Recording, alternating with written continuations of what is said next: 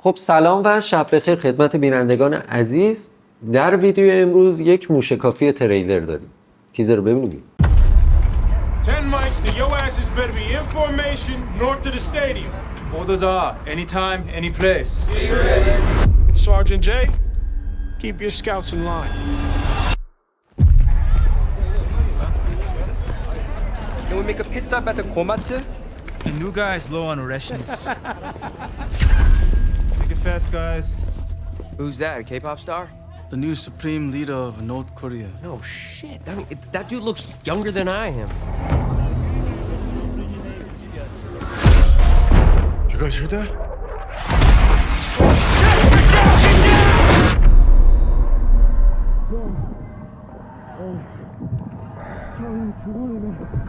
خب توی بوبوه و وضعیتی که خودمون داریم که اواسط جنگیم یا اواخرشیم که نمیدونم، کال آف دیوتی تریلر جدید دادم، اونم از چی؟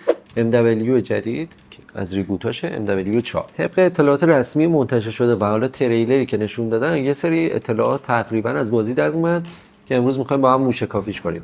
اول از همه این که داستان بازی روی قضیه حمله کره شمالی به کره جنوبی میچرخه و اینکه خب از یه طرف هم پرایس فراریه و از طرف دیگه هم که جهان کلا با بحران روبروه. این وسط تاریخ انتشار بازی هم 23 اکتبر 2026 اعلام کردن که میشه پاییز میشه دیگه. آره دیگه، پاییزی که میاد گیم لانچ میشه، منتشر میشه و خب یه حسی بهم میگه که کال آف دیوتی بعدی راجع به خودمونه. شاید جنگ فایت کره شمالی جنوبی خیلی یه جوری اصلا دست روی چیز عجیبی گذاشته، مثلا ایران و اسرائیل. نه ولش ادامه ندم. خب بازی کلا یه جوری دو تا خط داستانی داره. یکیش که خب اون بخشیه که تو کره جنوبی، یعنی سربازای کره جنوبی با نیروهای آمریکایی هست.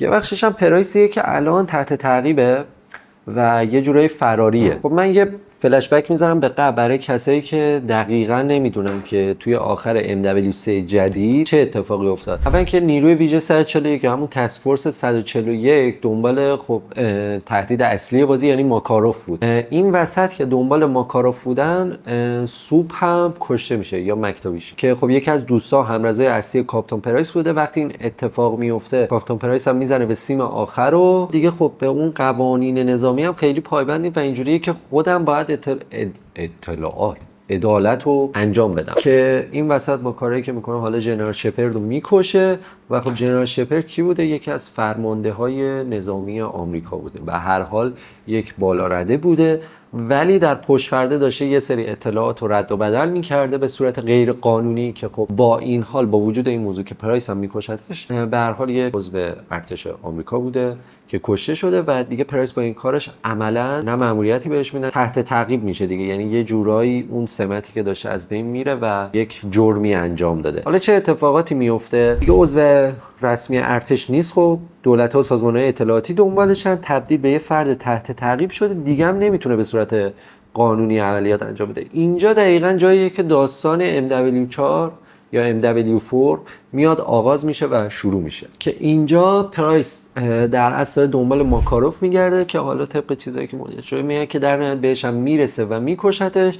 ولی خب از اونجایی که یه فرد تحت تعقیبه و یه جورایی فراری محسوب میشه، همین باعث میشه که یه جاهایی خود تسک فورس 141 یا مثلا گوسک توی یه تیکه از تریلر هم نشونش میده در مقابلش بیسته و حالا اینکه دقیقاً اون وسط چه اتفاقی میفته رو هنوز ما نمیدونیم تا زمانی که گیم منتشر بشه یا اطلاعات بیشتری بیاد. که دیالوگ هایی هم که گفته میشه، گوس میگه که تو قوانین رو شیکوندی و پرایس میگه که دیگه واقعا قانونی وجود نداره که من بخوام بشکنمش. که میشه این موضوع رو فهمید که گوس یه جورایی فرستاده شده برای دستگیری پرایس. یا یه سری چیزای دیگه هم که هست اینه که تسک فورس 141 کلا از هم پاشیده شده.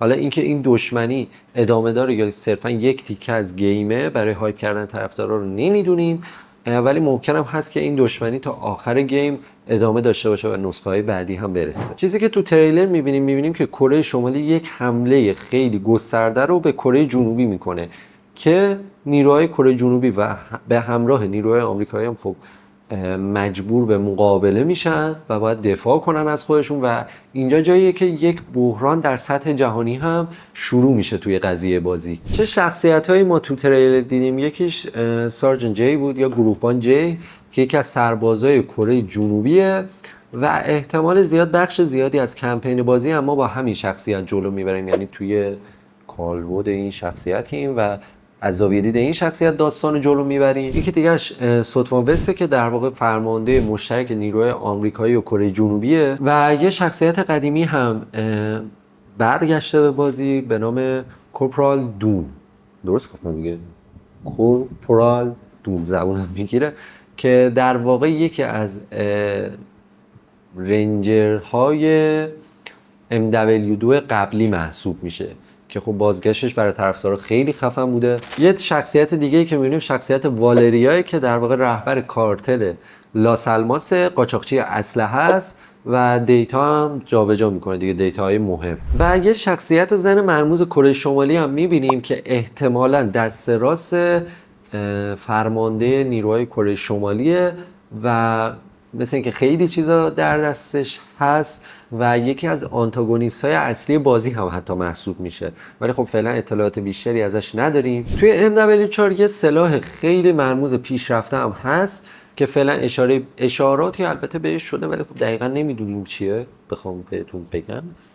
میتونه سلاح شیمیایی باشه یا موشک‌های خیلی پیشرفته باشه یا تسلیحات نظامی خیلی پیشرفته، ولی خب توی تریلر اشاراتی بهش شده که این سلاح انقدر قویه که حتی دولت‌ها هم اونو انکارش میکنن، ولی خب دقیق نمیدونیم چیه. حالا تا با جلوتر رفتن قضیه و حالا اومدن تریلرهای بیشتر باید ببینیم که دقیقاً اشاره بهش میکنن یا نه. و این وسط احتمالاً یه خط داستانی هم داریم که مربوط میشه به یک سرباز فراری کره شمالی که اطلاعات مهمی داره و تحت تعقیب در واقع یه جلوی خود کره شمالیه که شاید بخشای داستان هم از دید اون جلو ببریم که خیلی جالب میشه. و مناطقی که تا حالا هم توی حالا اطلاعات تایید شدن که توی بازی هستن: نیویورک، بمبئی، کره شمالی، مناطق مرزی حالا اون بین کره، اون مناطق جنگی مرزی و یه جا دیگه هم بود، پاریس، بونژور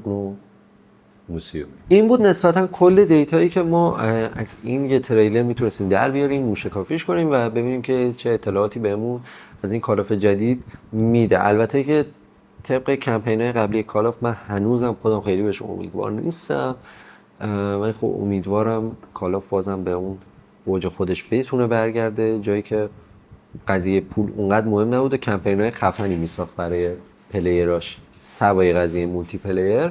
امیدوارم که از ویدیو لذت برده باشین. اگر نظر کامنتی برام خوشحال میشم برام بنویسید و شب بخیر.